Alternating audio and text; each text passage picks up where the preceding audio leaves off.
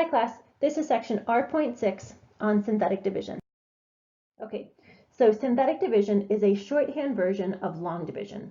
It is used when a polynomial is being divided by a binomial of the form x minus c.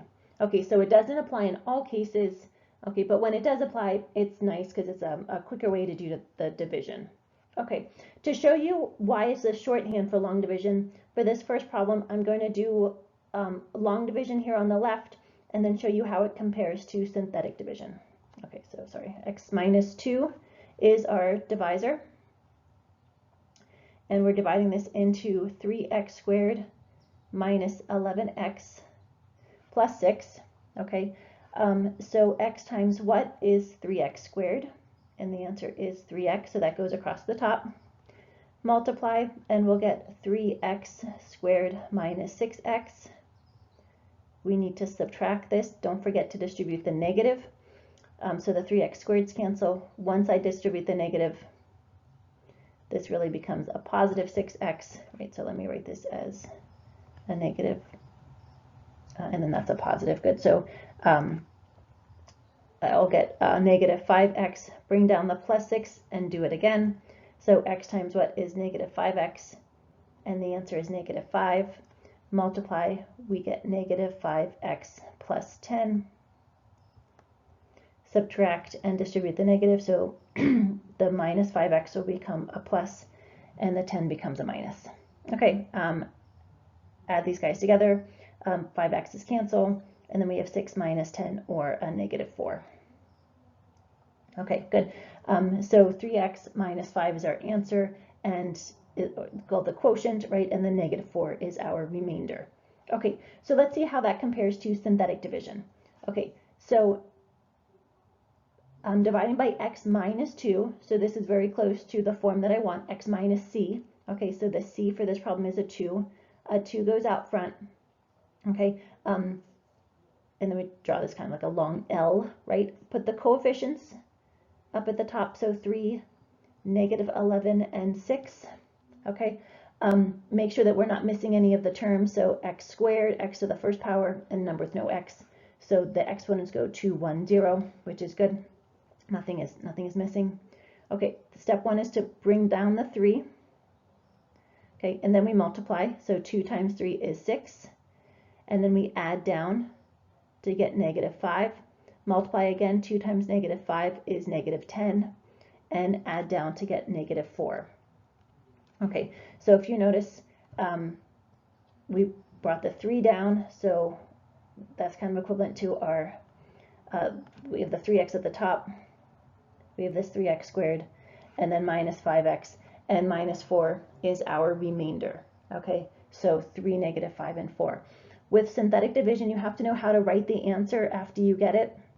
Okay, we started with 3x to the second power, so when I write my answer, I go down 1 degree. So this first 3 is going to be the coefficient, so 3x to the first power minus 5, and then the remainder is 4, so I'm going to write minus 4 over the divisor x minus 2. Okay, good. So again, this problem was just to show you how the two compare, synthetic division versus long division. Obviously, synthetic division, when it applies, is a lot faster and quicker to do. Okay, so example 1, we want to divide using synthetic division. So notice I have an x plus 3 this time as my divisor. So we're going to think of x plus 3 as x minus a negative 3, which means a negative 3 is going to go out front. Let's see if we're missing any exponents. So I have 3, 2, 1, and 0. So I don't need any placeholders. I'll just put 6, 23, 11, and negative 12.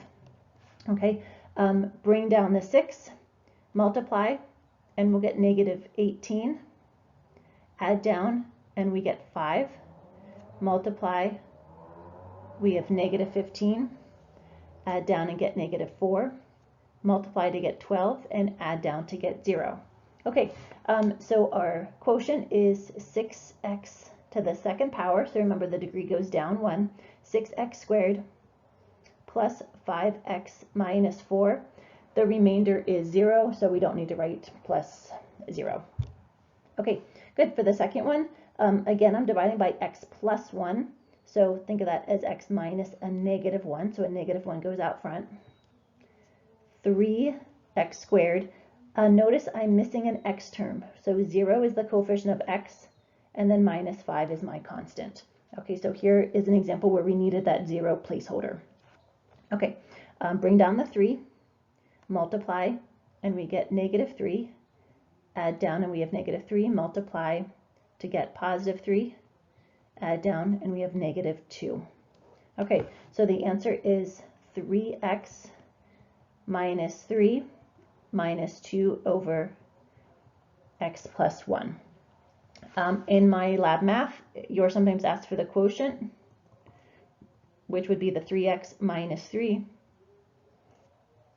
and the remainder is negative 2. Okay, remember, just like in the section on long division, you can check your answers. Okay, so let's look back here on the left. So think of this as a mixed number. So start with this x plus 1 in the denominator, multiply it by the binomial that's out front, and then add, or in this case, subtract the remainder. So subtract 2 when you're done. So you would multiply these guys together, add or subtract the remainder, and you should be left with what you started with, this first dividend, 3x squared minus 5 in this case. Okay, so again, if you want to check your work, think of it as a mixed number. Start with the denominator, multiply it by the guy out front, add or subtract the remainder. Okay, the other type of question you could be asked is to determine if, in this case, x minus 4 is a factor to this larger polynomial. Okay, so if it's a factor, that means it divides in evenly, which means that the remainder should equal 0. Okay, so that's basically what we're checking. Does the remainder equal 0? If yes, then it is a factor. If the remainder is not 0, it does not divide in evenly, meaning it is not a factor. Okay, so a 4 goes out front in this case. Okay, coefficients, I have 2, negative 5, negative 14, 5, and 12. I didn't need any placeholders. The exponents are 4, 3, 2, 1, and then 0. Okay, bring down the 2, multiply to get 8, add down, we'll have 3, multiply to get 12, add down to get negative 2, multiply to get negative 8, add down, we have negative 3, multiply, we get negative 12, add down, and we get 0. Okay, so the remainder is equal to 0, so the answer is yes, it's a factor.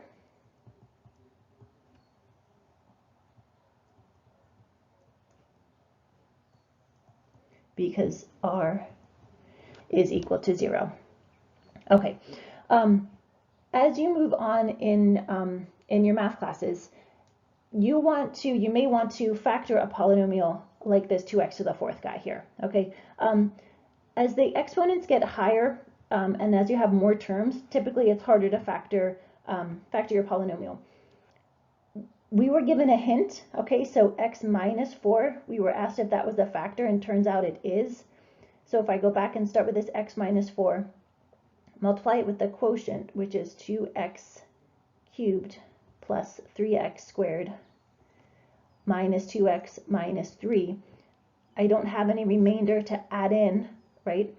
So when I multiply those guys together, I should get 2x to the 4th power minus 5x cubed minus 14x squared plus 5x plus 12. Okay, so this is convenient because now this 3rd degree polynomial, the quotient when I divided, only has 4 terms, and by looking at it, it seems like you could factor it by grouping. Okay, once you factor it by grouping, you could then continue on to write this larger 4th degree polynomial in completely factored form. Okay, which as we move on in this class, you'll see that the factored form of a polynomial is nice for finding x-intercepts, the zeros, what are called the zeros of the function, and things like that. Okay, in this section, these are just yes or no questions. Here's a possible factor, right? Yes or no, is it a factor? Do the synthetic division, see what the remainder is. Okay, but this type of question can be applied later on to larger problems. Okay. Example 2, part B, same kind of thing. We want to determine this time if x plus 1/3 is a factor. Okay, a negative 1/3 goes out front. Coefficients, I have 3, 1. I don't have an x squared term, so I need a placeholder for the x squared, minus 3 and 1. Okay, so even though I have a fraction out here, the problem works out nicely. Bring down the 3, we're multiplying, so I have negative 1/3 times 3, and I can think of 3 as 3 over 1. So those 3's cancel, and I'm left with a negative 1. Add down, and we get 0. Multiply, so negative 1/3 times 0 is 0. Add down, and we have 0. Multiply, we have 0. Add down, we get negative 3. Okay, so again, this is negative 1/3 times a negative 3. The 3's cancel. Also, the negatives cancel in this case, so we get 1. Add down, whoops, add down, and our remainder is 2. Okay, so determine if x plus 1/3 is a factor. So the answer this time is no, it's not a factor.